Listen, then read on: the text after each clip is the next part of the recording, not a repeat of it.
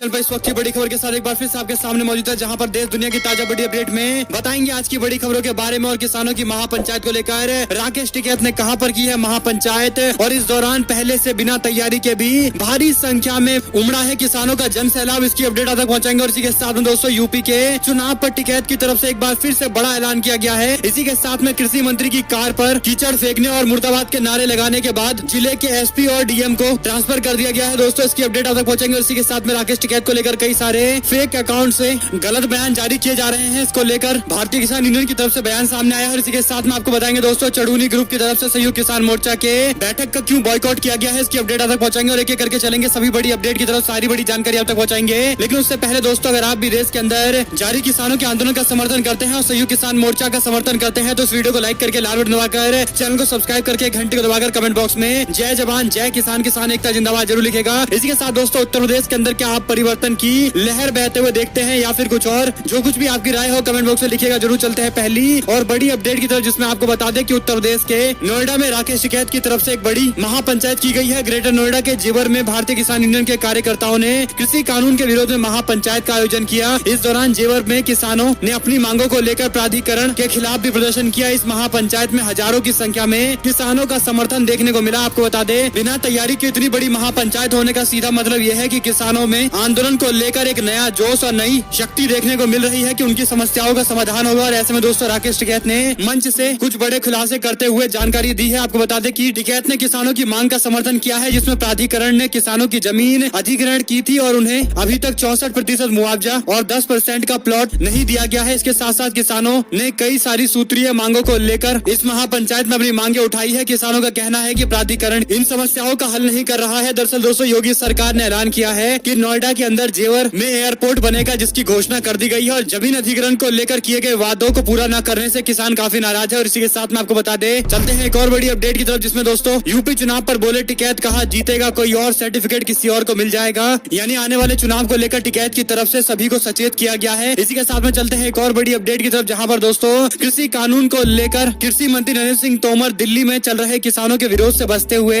अपने इलाके में गए थे, लेकिन लोगों ने उनका जमकर विरोध करते हुए उनकी गाड़ी पर कीचड़ फेंकते हुए मुर्दाबाद के नारे लगाए थे, जिसके बाद श्योपुर के कलेक्टर और एसपी को हटा दिया गया है। यानी आप समझ सकते हैं कि इस तरह से जनता की समस्याओं का समाधान करने की बजाय इस तरह के कदम उठाए गए हैं। और इस पर आप लोग की जो कुछ प्रतिक्रिया हो कमेंट बॉक्स में अपनी राय जरूर लिखिएगा। चलते हैं एक और बड़ी अपडेट की तरफ, जहां पर राकेश टिकैत को लेकर एक फर्जी अकाउंट से सोशल मीडिया पर फर्जी खबरें फैलाई जा रही है। आपको बता दें कि टिकैत के अकाउंट का दिखाकर बताया जा रहा है कि मेडल जीतने पर भारतीय खिलाड़ियों के राकेश टिकैत काफी नाराज है। और ऐसे में कह रहे हैं कि किसानों के आंदोलन को नहीं दिखाया जा रहा है मीडिया में 2-4 दिनों से, क्योंकि केवल मेडल जीतने वालों को ही दिखाया जा रहा है, जबकि राकेश टिकैत ने ऐसा कोई बयान नहीं दिया है। जिसको लेकर दोस्तों भारतीय किसान यूनियन की तरफ से क्लैरिफिकेशन देते हुए कहा गया कि यह ट्विटर अकाउंट राकेश टिकैत का नहीं है और शरारती तत्वों के द्वारा एडिट करके अकाउंट में ये बातें लिखी जा रही है ताकि किसानों के आंदोलन को एक बार फिर से बदनाम किया जाए। ऐसा पहली बार नहीं हुआ, इससे पहले भी कई बार कोशिश की गई है। और किसानों को बदनाम करने के लिए किसान नेताओं के ट्वीट और उनके सोशल मीडिया अकाउंट पर इस तरह की बातें एडिट करके फर्जी तरीके से फैलाई जाती है। इस पर दोस्तों आप लोग की जो कुछ भी प्रतिक्रिया हो कमेंट बॉक्स में लिखिएगा जरूर। एक और अपडेट की माने तो मीडिया के सलाहकार भारतीय किसान यूनियन की तरफ से बयान देते हुए कहा गया कि भारतीय जनता पार्टी के अलावा कोई भी किसान का विरोध नहीं कर रहा है। मतलब साफ है कि बीजेपी के एजेंडे में किसान नहीं है, उनके एजेंडे में तो वो लोग हैं जो भाजपा को फंडिंग करते हैं। इसी के साथ में दोस्तों चलते हैं एक और बड़ी अपडेट की तरफ, जिसमें मेडल जीतने को लेकर बीजेपी के हरियाणा के मंत्री काफी बड़े बड़े बयान दे रहे हैं, यहाँ तक कि अपनी सरकार की पीठ थपथपा रहे हैं। लेकिन आपको बताते चले कि विनीश फोगाट से लेकर बजरंग पूनिया तक सरकार की पॉलिसी को अपने निशाने पर लेते हुए विरोध जता चुके हैं। आपको बता दें कि हरियाणा में खेल पॉलिसी को लेकर कई सारे खिलाड़ी नाराज थे और कई सारे खिलाड़ियों ने इस पूरे मामले को लेकर ट्वीट करते हुए अनिल विज से लेकर मनोहर लाल खट्टर तक को शिकायत की थी। और उनका ट्विटर पर ये पोस्ट भी सोशल मीडिया पर वायरल होता जा रहा है। और कुल मिलाकर दोस्तों सवाल खड़ा होता है कि बीजेपी के नेता हरियाणा के अंदर जो दावा कर रहे हैं कि उनकी सरकार की पॉलिसी के कारण ही मेडल आया है, लेकिन दूसरी ओर खिलाड़ियों ने ही उनकी सरकार की पॉलिसी को लेकर जमकर विरोध जताया था। और ऐसे में जैसा कि आप अपने स्क्रीन पर देख सकते हैं कि किसने क्या लिखा था, और इस तरह से खिलाड़ी पहले ही हरियाणा सरकार की पॉलिसी का विरोध कर चुके हैं। इस पर आप लोग की जो कुछ राय हो कमेंट बॉक्स में लिखिएगा जरूर। एक और अपडेट की माने तो संयुक्त किसान मोर्चा की बैठक के दौरान भारतीय किसान यूनियन चढ़ूनी के अध्यक्ष गुरनाम सिंह चढ़ूनी ने नहीं शामिल होने का फैसला लिया है। आपको बता दें कि किसान आंदोलन के बीच गुरनाम सिंह चढ़ूनी ने कहा कि पंजाब से आई जत्थेबंदियों के कई पदाधिकारी उनसे और उनसे जुड़े हुए लोगों से भेदभाव करते हैं। ऐसे में उनके गुट ने शनिवार को संयुक्त किसान मोर्चा की बैठक में शामिल न होने का फैसला किया है। साथ ही उन्होंने कहा कि किसान आंदोलन को मजबूत करने के लिए उनका का गुट भरपूर कोशिश करता रहेगा। आपको बता दें कि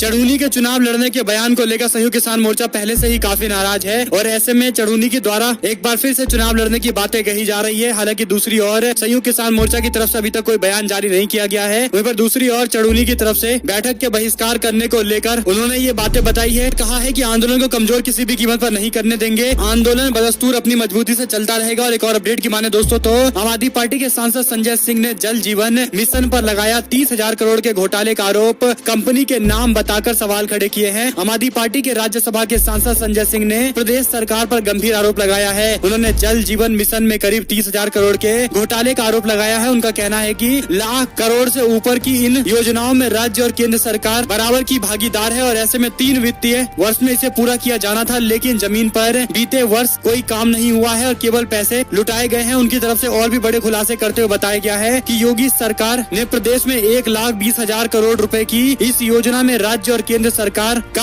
आधा शेयर दिया है। इस पूरे मिशन को 3 वित्तीय वर्ष में पूरा किया जाना है, पर साल 2020-21 में जमीन पर कोई काम नहीं हुआ। जो भी काम हो रहा है उसमें करोड़ों की कमीशन बाजी हो रही है और घोटाले सामने आ रहे हैं। इतना ही नहीं, उन्होंने घपले को लेकर भी जल शक्ति मंत्री महेंद्र सिंह पर भी निशाना साधते हुए भ्रष्टाचार के आरोप लगाए हैं। आम आदमी पार्टी के सांसद ने सरकार से कई और सवाल पूछे। इसमें सबसे बड़ी बात जो उन्होंने कही कि कई राज्य में घटिया पाइप सप्लाई के लिए जिस कंपनी का पाइप इस्तेमाल किया गया उसे ब्लैकलिस्ट कर दिया गया है। उसे राज्य सरकार ने ब्लैकलिस्ट होने के बावजूद करोड़ों रुपए की पाइपलाइन का काम करने दिया। इस दौरान उन्होंने कहा कि उड़ीसा, मध्य प्रदेश, पश्चिम बंगाल, झारखंड, पंजाब, हिमाचल प्रदेश, छत्तीसगढ़, जम्मू कश्मीर के साथ ही सेना ने भी जिस कंपनी को घटिया पाइप सप्लाई करने की वजह से ब्लैक लिस्ट कर दिया था उसे यूपी सरकार ने करोड़ों रुपए की पाइप सप्लाई करने का काम दिया है। मिशन के ही एक अधिकारी ने इस पूरे मामले की जांच जिला प्रशासन को सौंप दी है। इसी के साथ में उन्होंने कहा कि खुद भाजपा के विधायक कर चुके हैं, इसकी शिकायत और बड़ा घोटाला है, इस पर जांच जरूर होनी चाहिए। उत्तर प्रदेश के चुनाव से पहले ये बड़ा खुलासा हुआ है दोस्तों।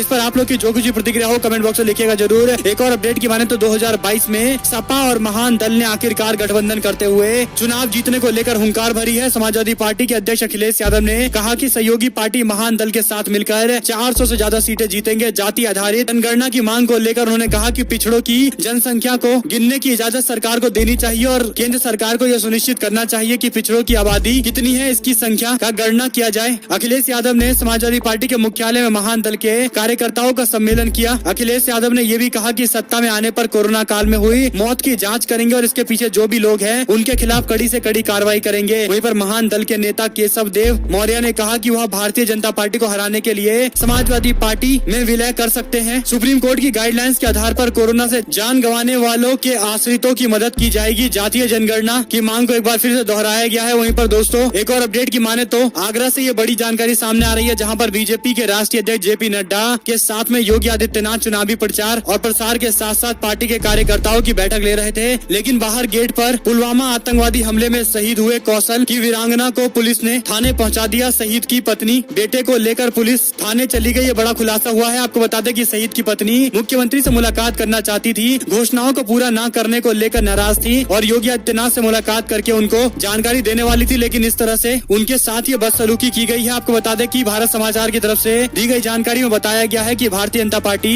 कार्यक्रम स्थल के पास पुलिस ने उनको जाने से रोका और मुख्यमंत्री से मिलने की मांग कर रहा था परिवार, लेकिन उनकी मांगे पूरी नहीं की गई है। ऐसे में आप समझ सकते हैं कि सेना को लेकर बीजेपी के नेता किस तरह के बयान देते हैं और उनकी सरकार, उनकी पुलिस की तरफ से कैसा बर्ताव किया जा रहा है शहीद सैनिक के परिवार के साथ में। और एक और दोस्तों अपडेट की तरफ चलेंगे, लेकिन उससे पहले अगर आप लोग की कुछ भी राय हो तो कमेंट बॉक्स में लिखकर जरूर बताइए कि इस तरह से अपमान करने का मुद्दा क्या उत्तर प्रदेश के चुनाव में एक अहम मुद्दा होना चाहिए। आप लोग की जो कुछ भी राय हो कमेंट बॉक्स में लिखिएगा जरूर। एक और अपडेट की माने तो मानसून सत्र के अंतिम सप्ताह से पहले केंद्र सरकार और विपक्ष के बीच में एक बार फिर से जंग देखने को मिल सकती है। आपको बता दें कि संसद का मानसून सत्र समाप्त होने जा रहा है और आज से इस सप्ताह के कार्यवाही की शुरुआत होने जा रही है और इसी सप्ताह ये मानसून सत्र भी समाप्त हो जाएगा। तृणमूल कांग्रेस के सांसद डेरेक ओब्रायन ने मांग की है कि प्रधानमंत्री नरेंद्र मोदी कार्रवाई में भाग ले रहे विपक्ष के नेताओं की मांगों को सुनाए। विपक्ष पेगासस स्पाईवेयर, किसानों के मुद्दे और अन्य मुद्दों को लेकर चर्चा चाहता है। डेरेक ओब्रायन ने संसद में विभिन्न विपक्षी दलों के द्वारा 3 मिनट का भाषण दिए जाने का वीडियो जारी करने के लिए कहा है। उन्होंने कहा कि मिस्टर मोदी आइए हमारी बातें जनता को सुनाइए, जनता तय कर लेगी। और इसी के साथ में दोस्तों बीजेपी की अपनी ही सहयोगी दल अपना दल ने जातिगत जनगणना की मांग उठा दी है और अलग मंत्रालय बनाने की भी बात कही है। आपको बता दें कि भारतीय जनता पार्टी के सहयोगी दल अपना दल ने अन्य पिछड़े वर्ग यानी ओबीसी के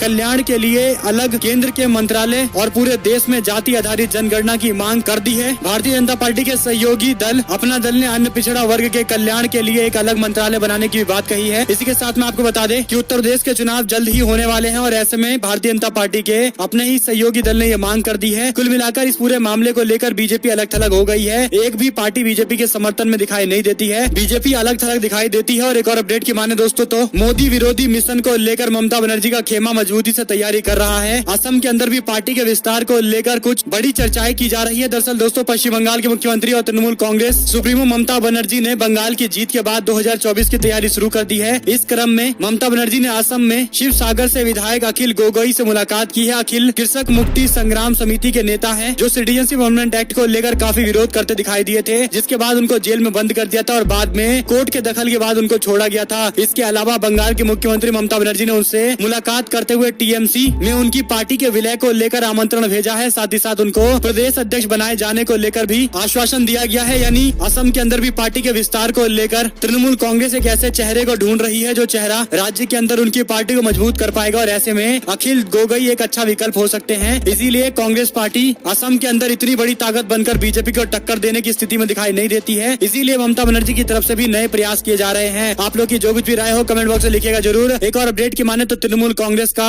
बड़ा बयान, कहा कार्यकर्ताओं पर हमला किया जा रहा है। बीजेपी ने इससे इंकार किया है। दरअसल दोस्तों तृणमूल कांग्रेस अपनी पार्टी का विस्तार त्रिपुरा के अंदर करने जा रही है, लेकिन सवाल ये खड़ा होता है कि बार बार कार्यकर्ताओं पर हमला क्यों किया जा रहा है। बीजेपी के सदस्यों पर कई सारे गंभीर आरोप लग रहे हैं। आपको बता दें कि बंगाल की हिंसा को लेकर बीजेपी के केंद्रीय नेतृत्व से लेकर कार्यकर्ता यहाँ तक कि दिल्ली के तथाकथित मीडिया की तरफ से सवाल खड़े किए जाते हैं, लेकिन दूसरी ओर त्रिपुरा के अंदर इस तरह की हिंसा को लेकर एक भी सवाल खासकर दिल्ली की मीडिया से नहीं उठ रहा है। और ऐसे में तृणमूल कांग्रेस ने इस पूरे मामले को लेकर बयान दिया है और जानकारी जारी करते हुए कुछ वीडियो भी शेयर किए हैं। पार्टी के राष्ट्रीय महासचिव अभिषेक बनर्जी और प्रमुख नेताओं ने इस घटना के सिलसिलेवार ट्वीट करते हुए हमलावरों की गिरफ्तारी की मांग की है। बनर्जी ने एक ट्वीट करते हुए बीजेपी के नेताओं पर निशाना साधते हुए कहा कि भारतीय जनता पार्टी त्रिपुरा के गुंडों ने अपनी असली रंग दिखाने शुरू कर दिए हैं। टीएमसी कार्यकर्ता पर इस तरह से बर्बर हमला बीजेपी की विप्लव देव सरकार के तहत त्रिपुरा में गुंडा राज्य का पता चलता है। आपकी धमकियां और हमलों से हम डरने वाले नहीं है। तृणमूल कांग्रेस एक इंच पीछे नहीं हटेगी। टीएमसी की तरफ से त्रिपुरा में पार्टी के विस्तार को लेकर लगातार कोशिशें की जा रही है। यहाँ तक कि त्रिपुरा राज्य के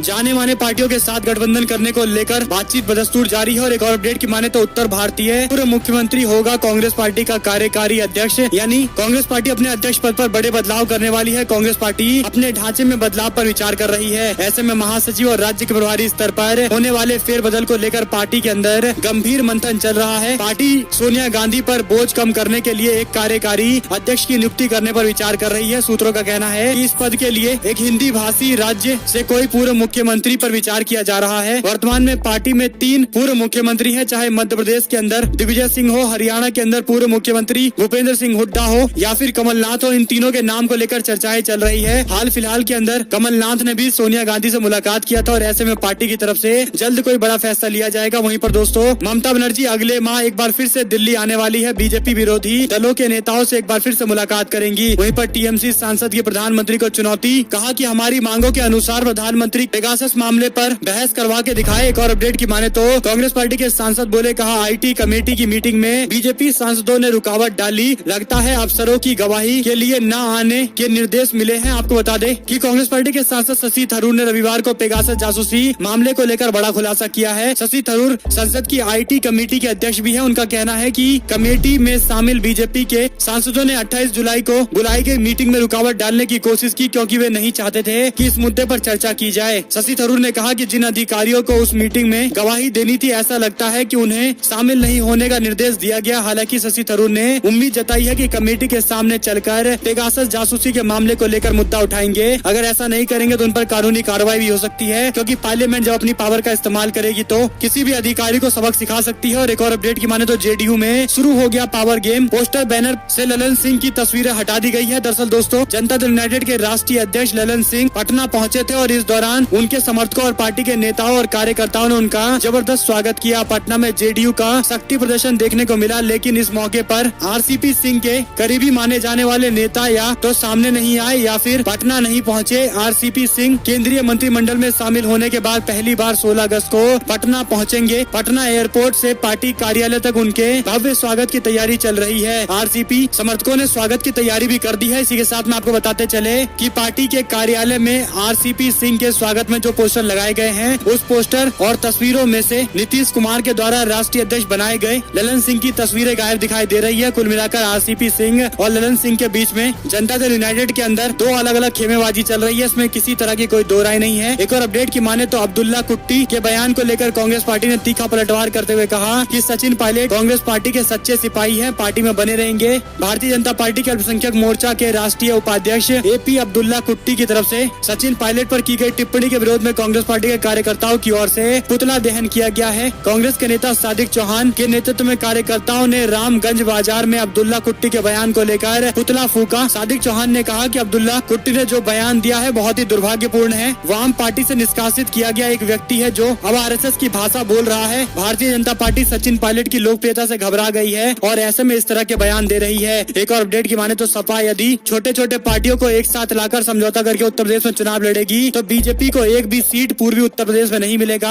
राजभर ने बयान दिया है। राजभर से जब सवाल पूछा गया तो उन्होंने कहा कि समाजवादी पार्टी, बसपा और कांग्रेस पार्टी हमारे लिए सबसे बड़ी प्राथमिकता है गठबंधन के लिए। इसके बाद हम और किसी पार्टी के साथ गठबंधन के बारे में सोचेंगे। यानी समाजवादी पार्टी से गठबंधन को लेकर ये बातें कह रहे हैं, लेकिन सवाल ये खड़ा होता है कि क्या सपा के साथ उनकी बातें बनेगी, क्योंकि सीटें तो ज्यादा मांगेंगे ही। और एक और अपडेट की माने तो सीबीआई ने आंध्र प्रदेश के अंदर जज के खिलाफ कथित आपत्तिजनक पोस्ट करने पर 5 लोगों को गिरफ्तार कर लिया। एक और जानकारी की माने तो संसद में गतिरोध खत्म करने के लिए प्रधानमंत्री हस्तक्षेप करे, मानसून सत्र को और बढ़ाया जाए। आरजेडी के सांसद मनोज झा की तरफ से बयान सामने आया और इसी के साथ में अब बिजली संशोधन बिल पर सरकार को विपक्ष घेरने की तैयारी कर रहा है। शिवसेना और टीएमसी ने भी इसका विरोध किया है। दरअसल दोस्तों, केंद्र सरकार मानसून सत्र के दौरान बिजली संशोधन बिल पेश करने की तैयारी में है। इसको लेकर विरोध होने लगा है। सरकार और विपक्ष आमने सामने है। तृणमूल कांग्रेस और शिवसेना इस मुद्दे को लेकर मुखर हो गए हैं। शिवसेना के सांसद संजय राउत ने कहा कि केंद्र को बिजली संशोधन विधेयक को वापस लेना चाहिए। उन्होंने दावा किया है कि इस विधेयक पर राज्यों के साथ चर्चा करना बहुत जरूरी है, क्योंकि पश्चिम बंगाल के मुख्यमंत्री ममता बनर्जी ने भी इसका विरोध कर दिया है। और ऐसे में एक और जानकारी की माने तो जाति जनगणना के पक्ष में जनता दल यूनाइटेड की तरफ से लिखी गई चिट्ठी पर बीजेपी के नेताओं ने अभी तक कोई रिप्लाई नहीं भेजा है। वहीं पर दोस्तों, असम मिजोरम बॉर्डर टेंशन के मामले को लेकर असम के मुख्यमंत्री प्रधानमंत्री से मुलाकात करने वाले हैं, लेकिन सवाल ये खड़ा होता है कि इसका समाधान कब होगा, क्योंकि बीजेपी के नेताओं की तरफ से जिस तरह के बयान दिए गए उसके बाद मिजोरम के एक व्यक्ति पर हमले की भी खबर सामने आई है। यानी कुल मिलाकर 2 राज्यों के विवाद को इतना ज्यादा तूल दिया जा रहा है, जिस पर केंद्र सरकार को कड़ी से कड़ी कार्रवाई करनी चाहिए, लेकिन सरकार भी चुप्पी साधे है। एक और अपडेट की माने तो वसुंधरा राजे को सीएम प्रोजेक्ट करने की नई रणनीति, बीजेपी आला कमान पर दबाव बनाने का प्लान चल रहा है। राजस्थान बीजेपी के असंतोष के बीच आंच और तेज होने लगी है। बीजेपी के राष्ट्रीय नेतृत्व वसुंधरा राजे पर उनके नाम को आगे करने पर कतराने लगी है, तो वहीं पर पूर्व सीएम अपनी चाल चल रही है। वसुंधरा राजे ने सीएम प्रोजेक्ट करने की रणनीति में बदलाव किया है। राजे इस